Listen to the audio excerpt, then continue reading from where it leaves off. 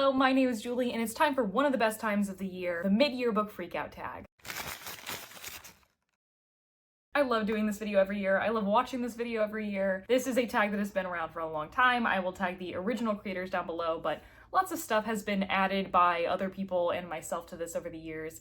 Just a bunch of questions about how my reading is going so far this year, what have been the best and the worst books that I've read so far this year. So I tend to pick too many books for every single question, and then I have added a ton of questions to this, so I might go on for a long time. So let's just start. Our first question is, how is your reading going this year? My answer is good.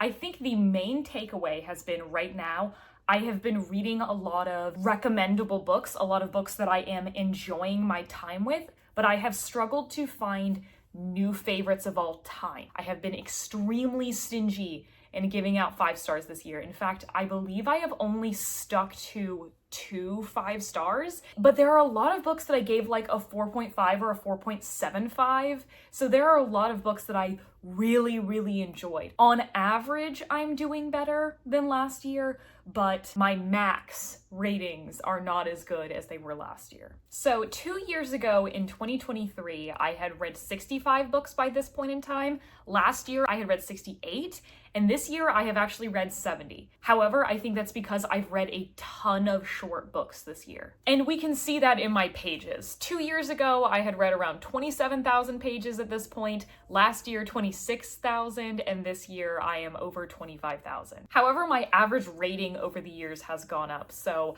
2023, low 3.6, 2024, low 3.7, and this year right now I'm at a high 3.7. And I also want to check in with my reading challenges so far this year. I have 4 reading challenges that I am doing over the course of the year. I have the buzzword and the buzz cover challenges. Both of those I have read for each month. So 1 book a month. I have a word that I need to fit into one of the titles and an object that I need to get on one of the covers, and I have completed all of the 6 so far in both challenges. And then I have 2 that are my own. One of them is the 12 books, 12 friends, 12 moms challenge, and I have read 10 of those books so far. I did purposefully pick books that I should be able to acquire easily when people were recommending me things, but I have been able to get almost all of these on audiobook from my library, so I've just been able to shove them anywhere where I didn't have any reading plans at the moment, and I've been able to shove them into other challenges. So I only have 2 books left. And for my 20 books that I must read in 2025, I have read 13 out of 20. And 2 of the books that I haven't read yet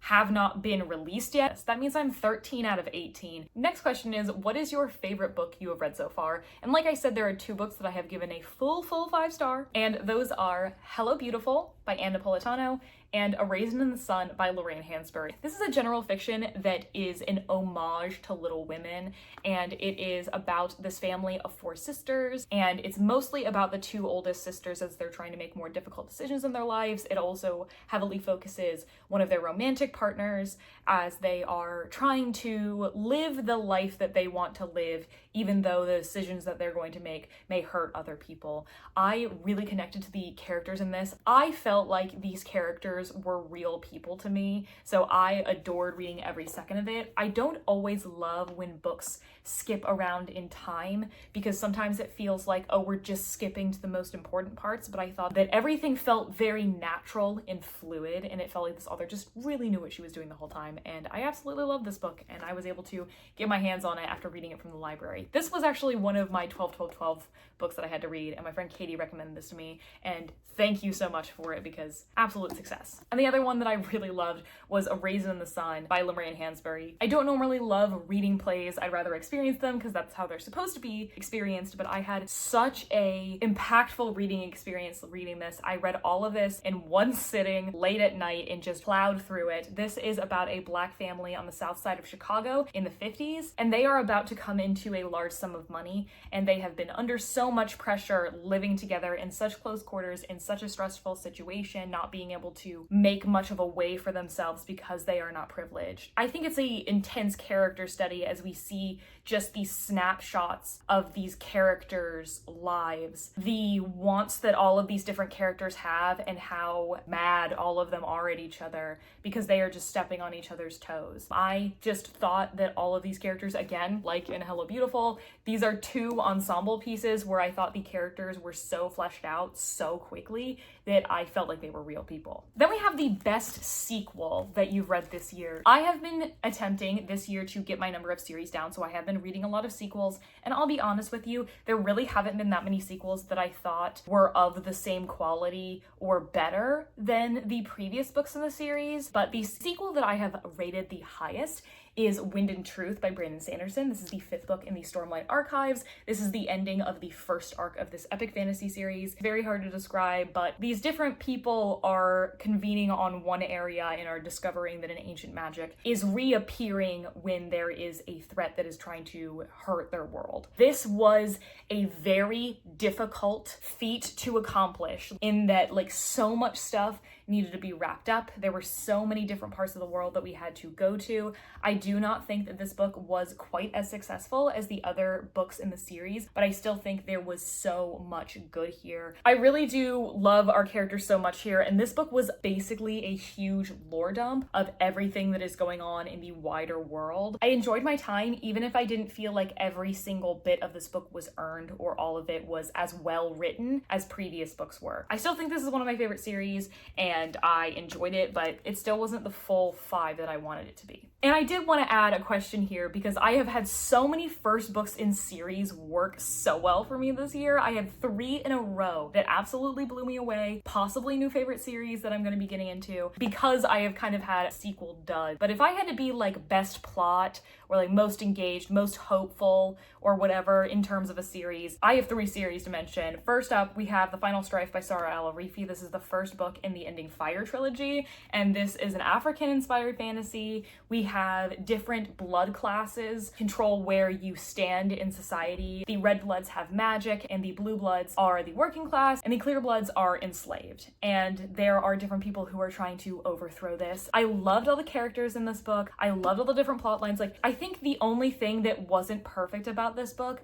was that the beginning of the book felt a bit clunky. But as the book went along, I became so invested in this. I felt like it was really well-rounded between characters, plot, and world. This reminded me of how I used to feel about YA fantasy series that I was reading all the time, even though this is an adult series. We also have The Justice of Kings by Richard Swan. If you're into the North from Game of Thrones, I think this should be something you pick up. But we have this guy who is an emperor's justice, and he goes around making sure everyone's following the law, but sometimes he lets things that he doesn't agree with slide, and we are following a girl who is following with him, training to be him, and they go to this small town where a noble has been murdered to try to solve it and find that there is more tumultuous things happening in the empire than they seemed. I thought that this was so intriguing. I love that this had a mystery angle to it, a little bit of a court angle to it, and it's just a very political-based fantasy. Feels very isolated, like The Bear and the Nightingale felt isolated, where we're only in one location, and I think in the next books, the world is just going to be broken open, and we're going to be going all over the place, learning more about the hierarchy and stuff going on. Very excited. Then we also have Dungeon Crawler Carl. This is a lit RPG, the first one I've ever read. It's about Carl, who, through extenuating circumstances, ends up being one of the few survivors of humanity when aliens take over the planet. Him and his ex-girlfriend's cat are having to be players in this giant dungeon crawl that's happening under the surface of the earth, and they have to be 13 levels of it for them to be able to survive. So there's the Hunger Games aspect of it being fighting for your life and it being televised to the entire universe, and there being political intrigue underneath that of trying to figure out who the people are who are running it. But then it's the humor of Hitchhiker's Guide to the Galaxy, just the absurdity. Such a fun reading experience. Can't wait to keep reading the series. What about some new releases that I need to read? 3 books that already came out this year that I don't have strict plans to read immediately, but I am desperate to read are The Devils by Joe Abercrombie. I've never read a Joe Abercrombie before, and I have been waiting for him to publish something that's not in his other universe so that I can have a new jumping point. This is a fantasy horror first book in a series about a priest who is presiding over a group of criminals. I don't know much more about it, but this has been getting rave reviews. Then when I have been looking for new fantasy titles, one that is less popular in terms of the number of people talking about it, but that keeps getting fantastic reviews, that I am for some reason convinced I am going to give a 5-star. I don't know if that is going to hurt me, but it is The Raven Scholar by Antonia Hodgson. This is the beginning of an epic fantasy series, as it says on Goodreads, and there is a person who is stepping down from the throne, and there is going to be a competition for someone to take their place. And our main character is the high scholar of the former emperor and is watching this competition. Somebody important gets murdered, and she is having to solve the murder. And I feel like fantasy murder mysteries haven't always worked for me, but I think that this is like going to be the kickoff of a series rather than it being a mystery focused fantasy series. I don't know. It gives the vibe that I'm gonna love it. And the last one is The Emperor of Gladness by Ocean Vuong. I loved his previous work, and I think I might be reading one of his poetry collections later this year, but I don't know that I have plans in my schedule to read this one. This is about a teenage boy who lives in the town of Gladness, goes to a bridge to take his own life, and this old widow who has dementia actually ends up stopping him, and the two of them are forming a bond as her health is deteriorating. I think this is gonna be fantastic. I think this is gonna be a lot of people's book of the year. I added another question, best 2025 release that I've read so far. I have a ton of 2025 releases that I'm talking about in this video because I've had a lot of successes, but one that I have not mentioned elsewhere in this video is the Anthropocene Reviewed, is Everything is Tuberculosis by John Green. This is a very short nonfiction that is about how we as humanity have allowed tuberculosis to continue to be around because the places where the disease is don't have the drugs, and the places where the disease is not have the drugs, and the rich countries do not want to give aid to help eradicate a disease that we have been able to cure since the 50s. This is a very approachable nonfiction book. If you're not someone who reads a lot about sciences and everything, this is still something you can read. It combines science, history, and personal narrative, as John is talking about a boy that he met named Henry and his mother is Satu, and their personal journey with tuberculosis and treatment. I think that this is something that everyone should read. I think this is a great work of activism, and it's just like, if I could push the most people to read this book because of the impact it will have, I think it'd be great. Also, if you got the signed edition, I am Team Berry, I believe. It could be the other red one, I'm not sure. And we have a most anticipated release for the second half of the year. Number one, my most anticipated book of the year, possibly after this one, is The Strength of the Few by James Islington. This book was supposed to be out in May. It was supposed to come out right around my birthday, and I'm so mad. It got pushed back to November, so that also means that this book is absolutely going to be shafted in the Goodreads Choice Awards or any like popular choice award again because the people won't have a chance to read it. But this is the second book to The Will of the Many, which is my favorite book I read last year. Absolutely brilliant fantasy first book in a series where the people who are at the top of the society receive will from the people below them, so it's kind of like part of their soul and their magic, so people higher up have more power politically and magically. The first book just had so much interesting good stuff going on. I really liked the world. I thought the writing was great. Just the plot, the ending of that book was so wild. It was so wild that I have been absolutely dying to read this next book, and I am going to be rereading book one before I read this, which I never ever do. Then we have what have been your biggest disappointments of the year so far. Immortal by Sulin Tan. So I've read Daughter of the Moon Goddess. I loved book one, hated book two, but this is about a princess whose grandfather, the emperor, and the basically like sacrificing himself to protect her, and she is ascending to his throne, and she is having to deal with the immortals, the gods, to try to get more sovereignty for her country because they have kind of been under the gods' thumb. There was not really anything that worked for me in this book. I did not like the relationship, even though it kind of had an answer for why it is the way it is toward the end. I didn't like the plot of this. It felt very like, oh, and then this thing happened, and then this thing happened, and then this thing happened, without a lot of build to what was happening. And I just did not care for it at all, so yikes. Then there's your biggest surprises, so the books that you didn't expect to like but ended up, and I'm gonna say A Raise in the Sun. I was really expecting that reading this instead of watching it was going to be such a drag that I wasn't going to enjoy the story and would then have to watch it so that I could like it, but the script was so tightly and specifically written that I had such a fantastic time. But if you're talking most surprising plot, there are two books that absolutely took me for a loop, and I forgot to grab one of them again. but one of them is Blood Over Bright Haven by Emma Wong. This is a dark academia fantasy standalone about a woman who's becoming the first female high mage of her society in this world where there's this magic kind of like coding, and she ends up finding out that there are more darker things about this magic that she has been obsessed with her whole life. While I do not think that this book is the most well-written thing I've ever read, the plot twists, I knew that things were coming, but it absolutely shocked me, like the level to which all of these were. Like, the stakes were so high, and it shocked me how high they were, because I think other authors would not go as far as this author did. And the other one was Recursion by Blake Crouch. I think you should go into this book basically knowing nothing, but it is a sci-fi thriller, I would say bordering on horror, about a man who is investigating the death of a woman who is suffering from this brand new phenomenon where people suddenly have memories of an entire other life, and she ends up taking her own life because this other life was ripped away from her, but there's no evidence that that life ever existed. Just like Blood Over Bright Haven, absolutely shocked me the levels that this went to. I could not predict some of the things that was going to happen in this book, and I thought that like the level that it took it to was so intense and fun. The next question is, do you have any new to you favorite authors?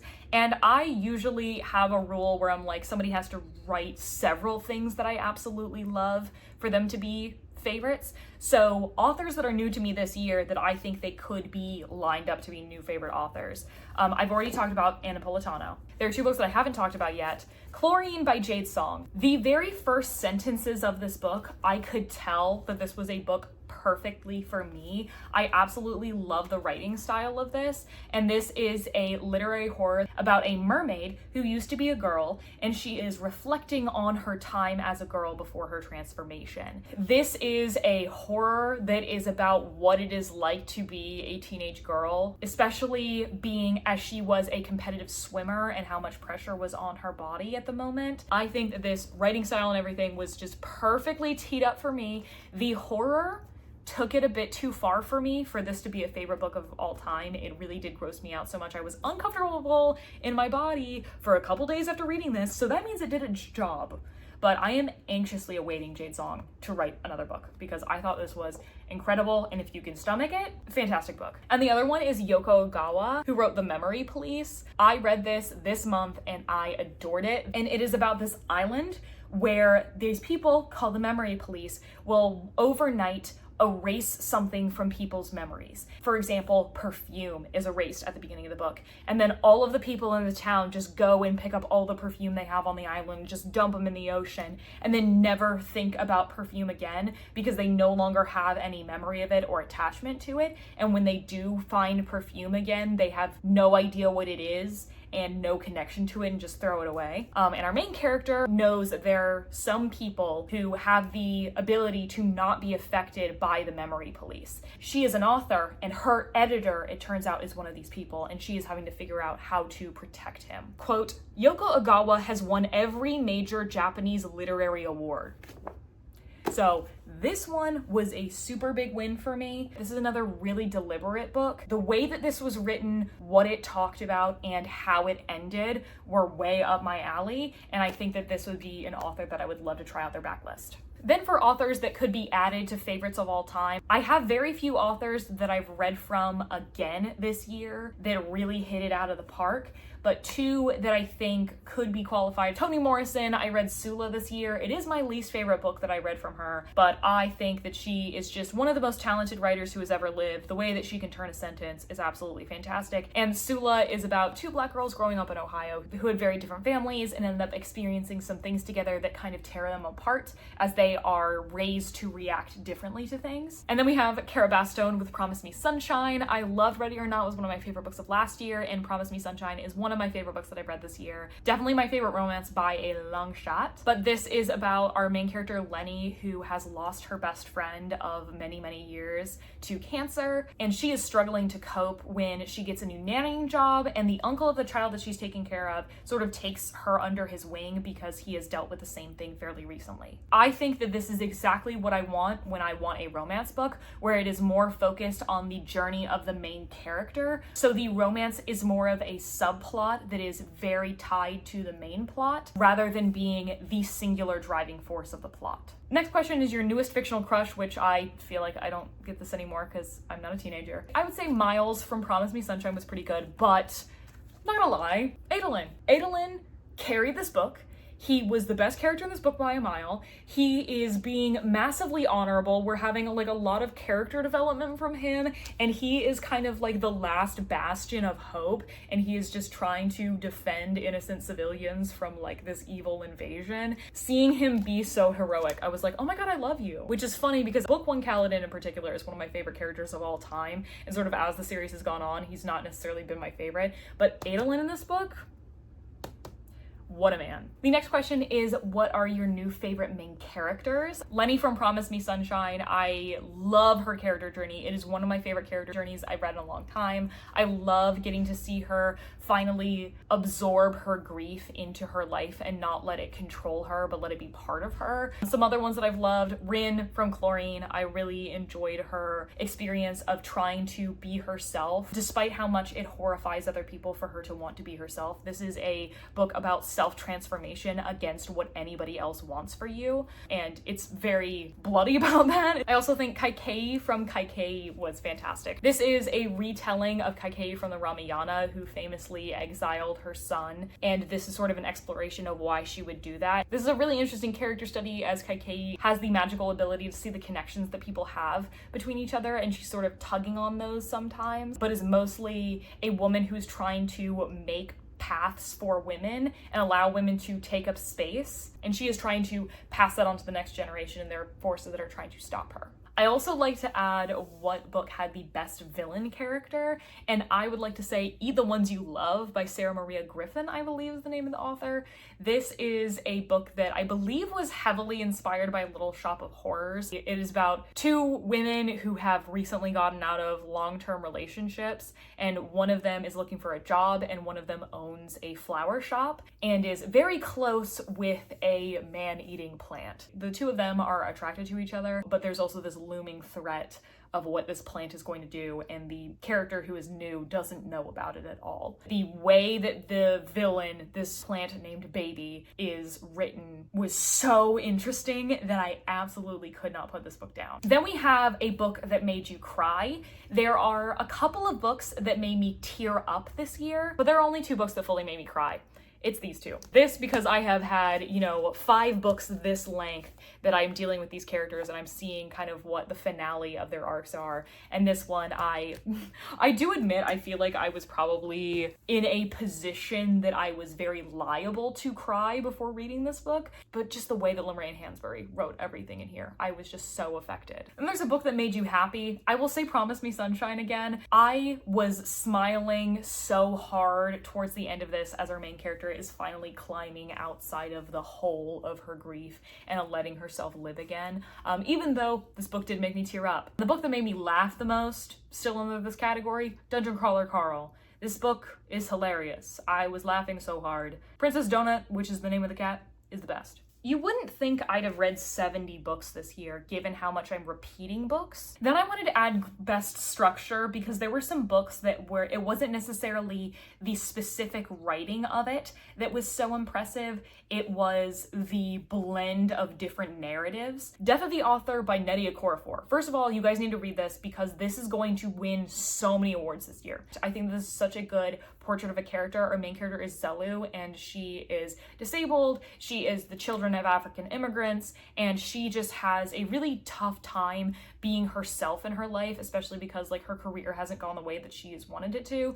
In a very stressful situation, she ends up writing something very different from what she's written before, and writes the story about robots after humanity has died off. And it ends up being an overnight success. And we end up seeing from her perspective, from interviews from her family, and from the story that she has written, we sort of see this really complex character portrait from that. And I think that it just was so impressive. The whole time I was reading this, I was just like, wow, this is a craft. as well as The Spear Cuts Through Water. This is a double frame narrative book. You, in your dreams, are going to this magical place to see this magical performance of a story, but you are also recalling the time that you were told the story the first time. The book is mostly about the story of these two boys who are trying to escort a god before the apocalypse happens, but we are seeing two different frame narratives of you experiencing that story, which fascinating. Oh, the 1619 Project would also fall into that category. This is a series of essays about different aspects of how Black people have been oppressed in like a bunch of different categories. I don't read a lot of essay collections, but I think that this is so well edited so that all the different essays, even though they were written by different people, didn't feel like it because they felt so cohesive. As far as great audiobooks go, I have already mentioned Promise Me Sunshine and Dungeon Crawler Carl. Dungeon Crawler Carl is an Audible exclusive, unfortunately, and read this while I still had my Audible subscription. And if you do not want to be supporting Audible, I don't remember what the name of the company is, but they are making another audiobook of this that is a graphic audio that I think people will really like. But I would also like to add The River Has Roots by Amal El-Motar. This is a novella that is about two sisters who live on the edge of fairy, and there are forces that are trying to tear them apart. The magic system has to do with grammar and language, which is so fascinating. And the audiobook actually includes the singing that the girls do and different sound effects. It's almost a graphic audiobook, especially because this book feels like somebody is telling a story to you. I think it really serves a purpose to listen to the audiobook specifically of this. Then the most beautiful book you've read this year, I would say The Memory Police. I love this cover. I think it's gorgeous. And I think it absolutely portrays what the content of the book is, like more successfully than most other books I've ever read. Then we have my back half of the year TBR. There's a lot of stuff I have left, so I have 2 books in my 12 to 12 left to read, the 7 books left for the 20 and 2025, which includes The Winners by Frederick Bachman, Intermezzo by Sally Rooney, and James by Percival Everett. All of those are on the list. And it's down here, but Carrie by Stephen King is also on that list, and I'm planning on reading that next month. I will also be reading A Drop of Corruption by Robert Jackson Bennett because I want to catch up on the series as I am trying to keep my number of series down, but also because it'll probably be a pretty big deal at the Goodreads Choice Awards this year. And the last question I'll do is, what are my favorite posts that I have made this year? My favorite YouTube video I've made so far this year, I loved my underread books, so 10 great books that you've probably never heard of. I thought that went over really well, and I like talking about books that people probably haven't heard of. But also my Taskmaster vlog, I had so much fun at coming up with prompts for that. I felt so creative and like creatively inspired by making that video, and I think it went over really well. People who love Taskmaster have given me really good feedback from this, and if you haven't watched Taskmaster either, you can still watch this video. As far as Instagram posts go, this one didn't do very well, but I had a Disney trip earlier this year, and I ended up reviewing the food that I had at Disney through books. So I gave like a mini review that applied to both the book and the food. I had a lot of fun with that. And that's all I have for today, so thank you so much for watching. If you'd like to follow me anywhere, you can find me the links in the description. And if you want to subscribe so you can watch more of my videos, I'd love to have you around. I have a bunch of stuff coming out later this year that I am so excited for you to see. And as always, I'll see you in the next one.